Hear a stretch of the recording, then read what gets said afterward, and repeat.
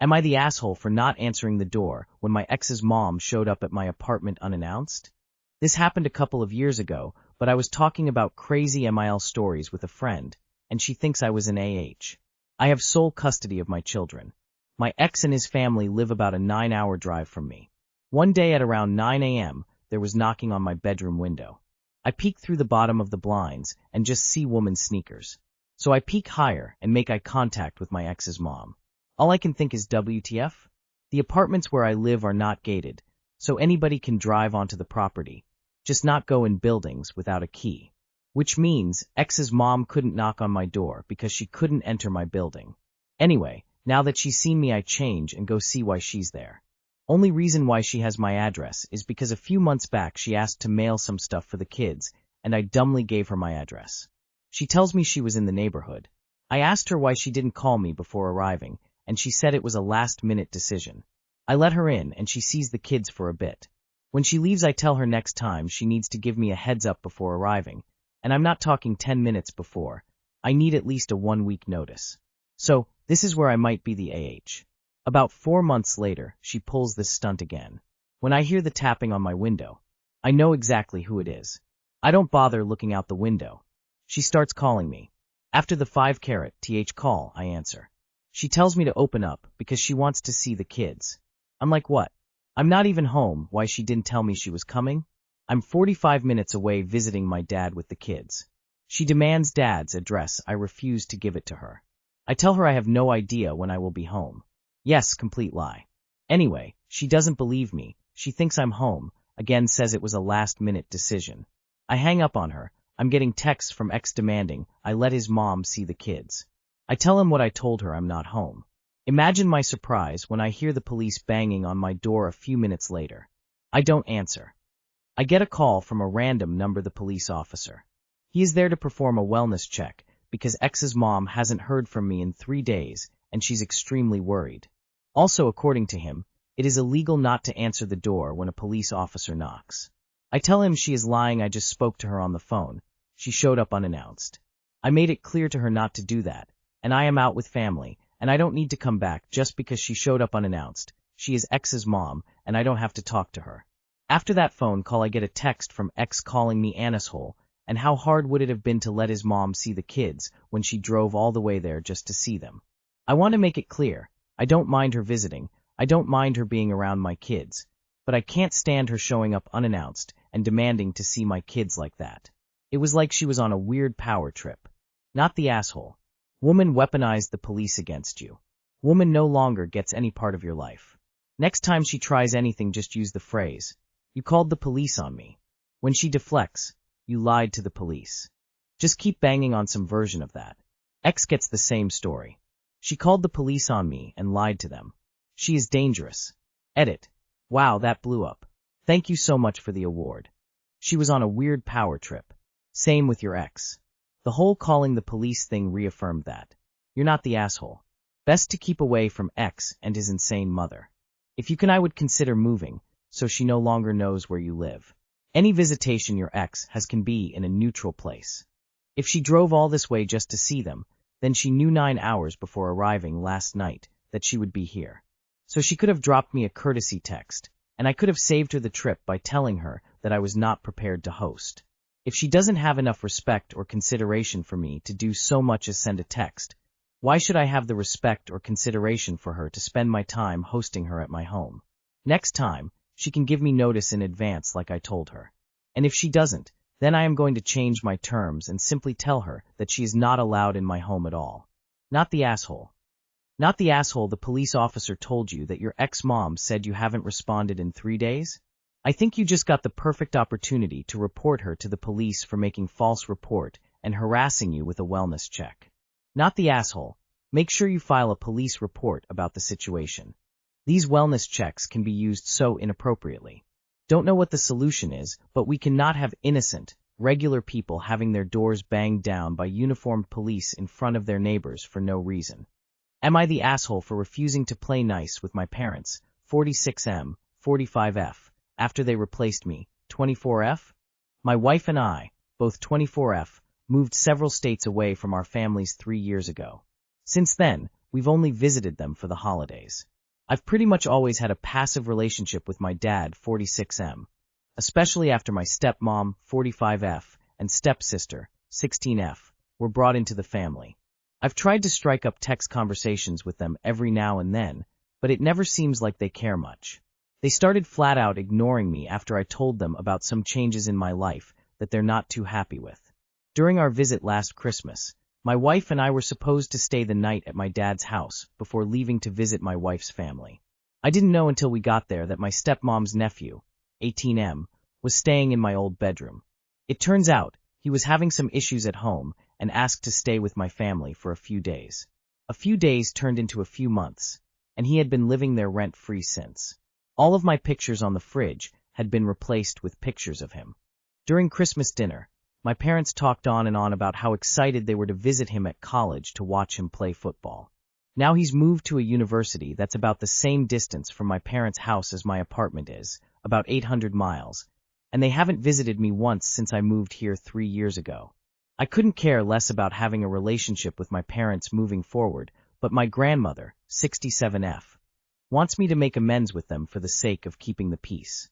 I'm closer to my grandmother than almost anyone else in my family, so her feelings are important to me.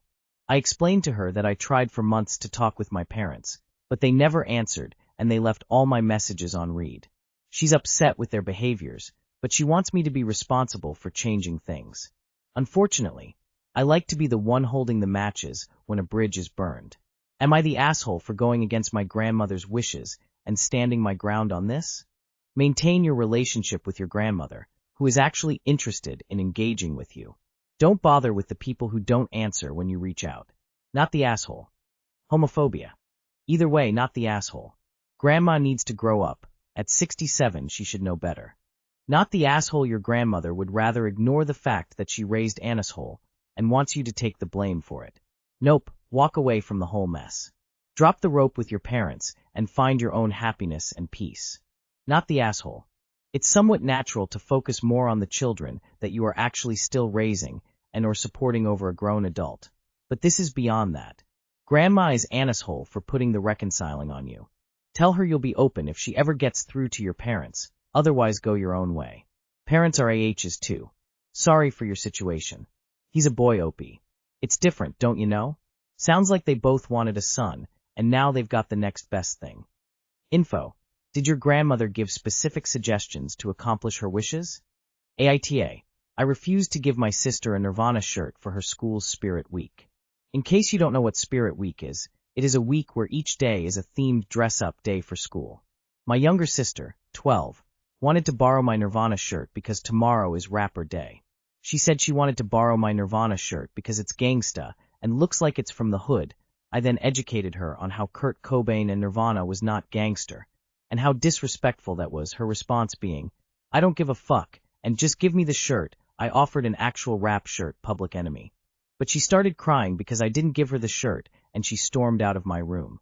I then got scolded by my parents for not giving my sister the shirt, and I was forced to give my shirt to her. Is it that deep, or am I the asshole? Mini update. Hasn't gone to school yet, but I just found out that it isn't Rapper Day. It is Rhyming Day, and you have to rhyme with someone else's outfit, which means that she specifically chose to be a rapper, and then come to me not only asking for sunglasses, which I gave her, but also asking for a Nirvana shirt. Update. She apologized to me after getting home. Apparently a group of like 3 boys in her grade kept making fun of her, and a bunch of other people made comments in the hallway passing her. She apologized for not listening to me, and she apologized for staining my shirt with ice cream. Hopefully it comes off in the wash though.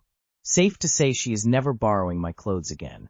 I think I'm pretty much done with this story, but apparently I should come to this subreddit more when my sister does crazy over-the-top things. Thank you all so much for the comments and feedback. P.S. She rhymed with her friend who dressed as a napper. I personally think she should have dressed as a rapper instead, but that's just me. Not the asshole. Imagine showing up to Rapper Day in a Nirvana shirt. That's like showing up to Pajama Day in a tuxedo. You saved her from embarrassing herself, to be honest. Man, I feel like Rapper Day is not a great idea overall. Not the asshole. And your parents should not have forced you to share something that's yours. It's too bad that she didn't want the actual rapper shirt that you offered. Oh well. WTF. Is this nonsense? Your parents know very well that Nirvana is not a rapper. They are surely Gen X or maybe millennial. Why are they so lax in their daughter's education? Not the asshole. Not the asshole, but your parents are, making you to lend something against your will like that. I would be interested to know what reception your Nirvana shirt got when she announced it was gangsta, lol. Not that I am happy about little kids thinking gangster stuff is fun, and parents for accepting that. Am I the asshole for wanting to live in a concrete box, instead of paying for my roommate's decorations? I, 18F, live in a rent-by-bedroom apartment with two other people, 33F and 23F, who both moved in at the end of August.